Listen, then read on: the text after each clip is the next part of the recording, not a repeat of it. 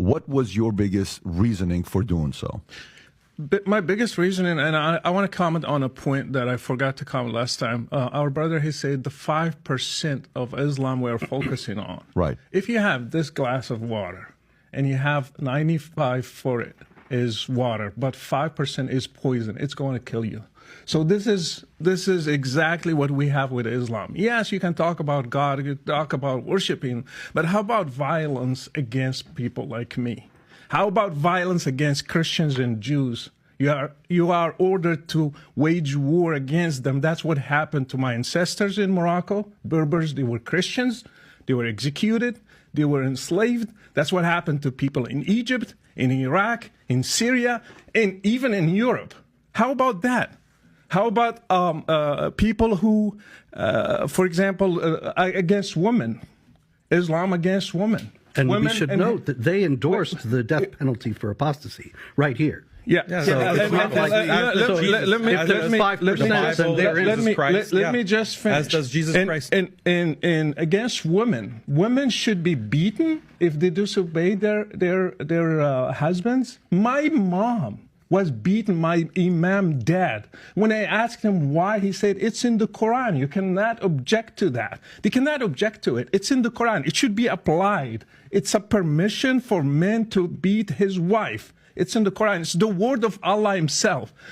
Again, when I studied the life of Muhammad, in 10 years, he waged 83 wars. In 10 years, 27 wars and 56 raids.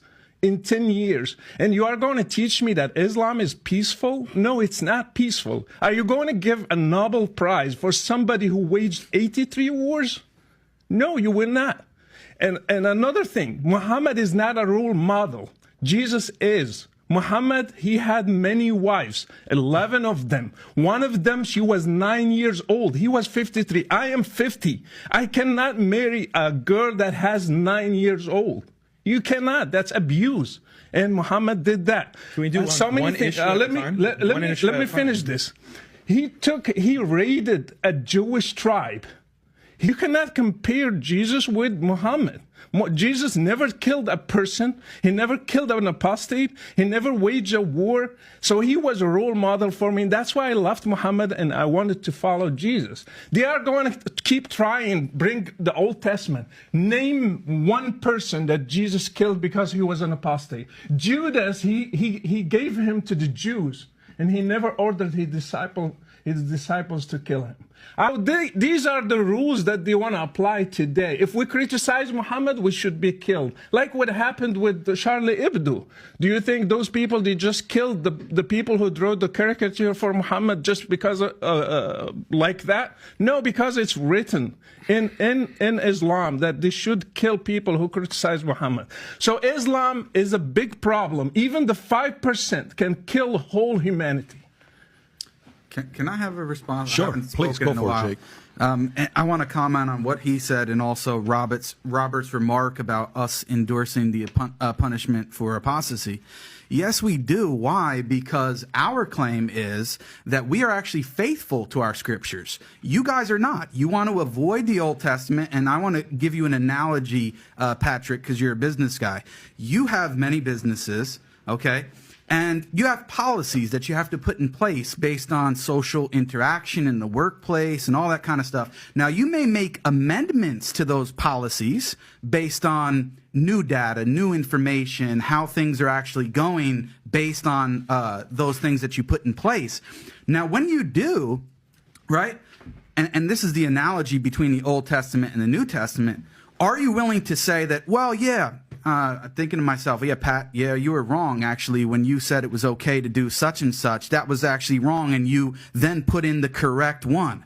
With the Bible, the problem that you have is the same one that you want to talk about, the loving Jesus Christ himself, which we also adore and respect as a prophet, is the same one that you believe is God and revealed the Old Testament. And you can't get out of that. So when your God, Jesus, revealed at that specific time, as I just read the passage, and I can read you plenty more where he says to kill babies in war. Is it okay to target infants in war and kill babies? Is that inherently immoral? The problem that you have is if you go on, and this is why the argument is so important. It's not a tu quoque just as a fallacious argument. It's checking for your consistency as a Christian, whether or not you're actually faithful to your own text and tradition. And the reality is you're not. Why? You have two options. If you condemn it as inherently immoral, then the whole Bible's gone. Because if you believe that those verses in the Bible were revealed by God, then you're saying that God is immoral. And on the other hand, if you say that it's not inherently immoral, but God changed the law at this time, then most of your arguments lose the force that they have against Islam, because you can no longer argue that it is inherently immoral to punish an apostate by death and all of the other things that you want to tack on. This is why it's so important. It's not a fallacious argument, and the reality is we want to stick to our text and our tradition, and for the most part, we would argue that the Christians have abandoned them in favor of secular, liberal, moral ideologies. Let me have Daniel respond, and then I'll come to you. Go for it.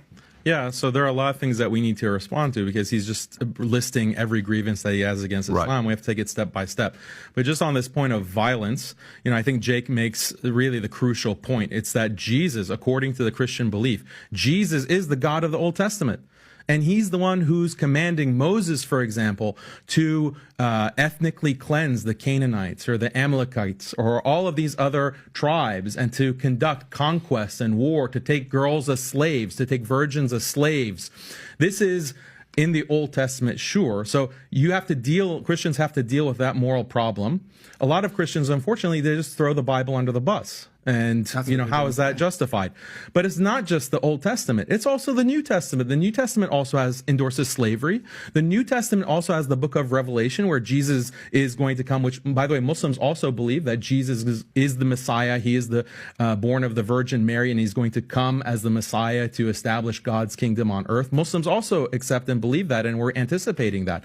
But he's going to be very violent. It's going to be a very violent affair, and that's in the Muslim tradition and the Hadith, and it's also in the book of Revelation. So Jesus is also very violent. And then finally, you have canon law. You have the church tradition. So if Robert wants to denounce canon law, because when you have canon law, it has slavery, it has a marriage age of 12 years old in canon law, it has punishments for blasphemy, it has even, striking the wife, the disobedient wife. That's found in canon law from Gratian. So I believe that Robert is an Orthodox Christian. If he wants to denounce canon law and denounce his own tradition, he can denounce that. He can denounce Jesus himself. He can denounce the Old Testament. He can denounce the Bible. The New Testament, that's fine. That's fine. He says that, our religion adapts, our religion changes. But that's actually the problem, Patrick. When we're talking about wokeism, when we're talking about if you can say that, that's the Old Testament is for those times, it's not applicable now, right? That's the argument. The violence, the killing of blasphemers, that's for old times. We've changed, but Muslims are not willing to change. I say, yeah, Muslims are willing to stand by revelation. The problem with a lot of Christians, not all Christians, a lot of Christians, Jews, Hindus, they all have these practices in their books. Buddhists, they all have these practices, and they're pressured to change and update. And so if you can get rid of the conquest and the violence and the punishment for apostasy, why not just get rid of the prohibition of cross-dressing, the prohibition of homosexuality, the prohibition of drag queens? Why prohibit any of that? Maybe times are different. Maybe we need to adopt drag queen story hour in our church. Maybe we need to adopt, all of these woke practices. Why not? And Robert, here's what I would say. You're making a very good argument, and I can totally feel where you're coming from as well.